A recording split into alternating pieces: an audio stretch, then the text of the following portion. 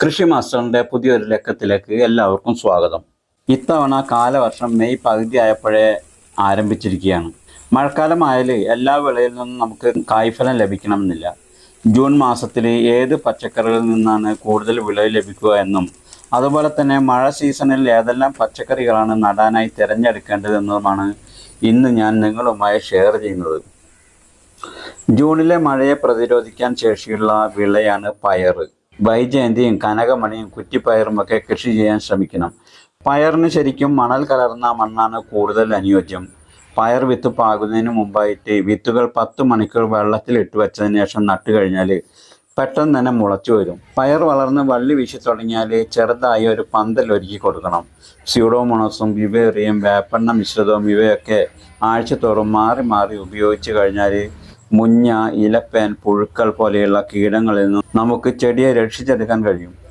ഇനി മഴക്കാല കൃഷിയിൽ രണ്ടാമതായി വെണ്ട തന്നെയാണ്. വെണ്ട കൃഷിയിൽ ഏറ്റവും വലിയ ഭീഷണിയായി മാറുന്ന ഒന്നാണ് മഞ്ഞളിപ്പ് രോഗം. ഈ രോഗം പരത്തുന്നത് വെള്ളീച്ചകൾ വഴിയാണ്. എന്നാൽ വേനൽക്കാലത്തിനെ അപേക്ഷിച്ച് മഴക്കാലത്ത് വെള്ളീച്ച ശല്യം കുറവായാണ് കാണാറ്. മഴ ശക്തി പ്രാപിക്കുന്നതിന് മുമ്പായി വെണ്ടയുടെ വിത്തുകൾ പാകാവുന്നതാണ്. വിത്തുകൾ പാകുന്നതിന് മുമ്പായി 10-12 മണിക്കൂർ നേരം വെള്ളത്തിൽ ഇട്ട് വെച്ചാൽ പെട്ടെന്ന് മുളച്ചു വരും.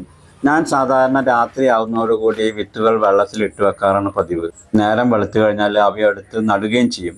വെണ്ട മുളച്ച് 40-45 ദിവസങ്ങളിൽ തന്നെ വെണ്ട പൂവിടുകയും തുടർന്ന് 3 മാസക്കാലം നമുക്ക് കണ്ടിന്യൂ ആയിട്ട് വിളവ് ലഭിക്കുകയും ചെയ്യുന്ന ഒന്നാണ് വെണ്ട. വെണ്ട തൈകൾക്ക് ജൈവവളം കൊടുത്തു കഴിഞ്ഞാൽ മികച്ച നിലയിൽ കായ്ഫലം ലഭിക്കും. അതുപോലെ തന്നെ വെണ്ടയുടെ ഇലയിൽ കാണാറുള്ള മറ്റൊരു പ്രശ്നമാണ് ഇല ചുരുട്ടിപ്പുഴു. എല്ലാ ദിവസവും നമ്മുടെ ഒരു ശ്രദ്ധയുണ്ടെങ്കിൽ ഇല ചുരുട്ടിപ്പുഴുവിനെ കാണുമ്പോൾ തന്നെ ചുരുണ്ടിരിക്കുന്ന ഇലകളെല്ലാം പുഴുവിൻ്റെ കൂടോടെ തന്നെ നശിപ്പിച്ച് കളയണം. ഈ സമയത്ത് കൂടുതൽ വിള ലഭിക്കുന്ന വെണ്ട ഇനങ്ങളാണ് സൽകീർത്തി, അർക്ക, അനാമിക ഇവയൊക്കെ. അർക്ക, അനാമിക ഇനങ്ങൾക്ക് ശാഖകളില്ലാതെ വളരുന്നതുകൊണ്ട് അടുപ്പിച്ചടുപ്പിച്ച് നമുക്ക് നടാവുന്നതാണ്. അതുപോലെ തന്നെ ദീർഘകാല വിളയായ താമരവണ്ടയും അതായത് മരവണ്ടയും ഈ സീസണിൽ നടാൻ പറ്റുന്ന ഇനങ്ങളാണ്. ഇനി മഴക്കാല കൃഷിയിൽ നടാൻ പറ്റിയ മറ്റൊരു വിളയാണ് വഴുതന. വിത്ത് പാകി മുളച്ച് 2 ആഴ്ച വളർച്ചയെത്തിയാൽ തൈകൾ മാറ്റി നടാവുന്നതാണ്. വഴുതനയിൽ സാധാരണ കണ്ടുവരാറുള്ള വാട്ടരോഗം മഴക്കാലത്ത് താരതമ്യേന കുറവായിരിക്കും. 40-45 ദിവസം ആകുമ്പോൾ വഴുതനയിൽ നിന്നും നമുക്ക് ആദ്യ വിളവെടുപ്പ് നടത്താവുന്നതാണ്. ഇനിയുള്ളത് പച്ചമുളകാണ്. പച്ചമുളകിന് പ്രത്യേകിച്ച് സീസൺ ഒന്നുമില്ലെങ്കിലും എല്ലാ സമയത്തും നമ്മളൊന്ന് കെയർ ചെയ്ത് കഴിഞ്ഞാൽ പച്ചമുളക് സുലഭമായി ലഭിക്കും. മഴക്കാലത്ത് വെള്ളീച്ചയുടെ ശല്യം പൊതുവെ കുറവായിരിക്കും. തളത്തിൽ വെള്ളം കെട്ടി നിൽക്കാതിരിക്കാൻ പ്രത്യേകം ശ്രദ്ധിക്കേണ്ടതുണ്ട്. കാന്താരി മുളകും അടുക്കളത്തോട്ടത്തിൽ നട്ടു വളർത്താൻ പറ്റിയ സീസൺ തന്നെയാണ് മഴക്കാലം. മുളക് വിത്തുകൾ ചട്ടിയിലോ ട്രേകളിലോ ഒക്കെ പാകിയാൽ 3-4 ദിവസം കൊണ്ട് തന്നെ മുളച്ചു വരും. വിത്തുകൾ മുളച്ച് 3 ആഴ്ച പ്രായമാകുമ്പോൾ തൈകൾ മാറ്റി നടാവുന്നതാണ്. അനുഗ്രഹയും ഉജ്ജ്വലയും പൊതുവെ കീടശല്യം കുറഞ്ഞ വിത്തിനങ്ങളാണ്.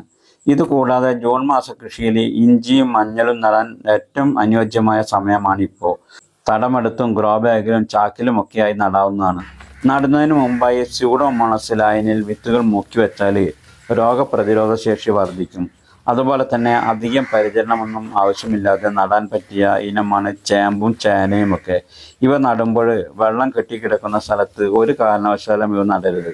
ഇവ നടുമ്പോൾ ചാണകപ്പൊടിയും കരിയിലയും അടിവളമായി നൽകണം. മഴക്കാല കൃഷിയിൽ ഏത് കൃഷി ചെയ്യുകയാണെങ്കിലും ഇനി പറയുന്ന കാര്യങ്ങൾ നിങ്ങൾ ശ്രദ്ധിക്കുക തന്നെ വേണം.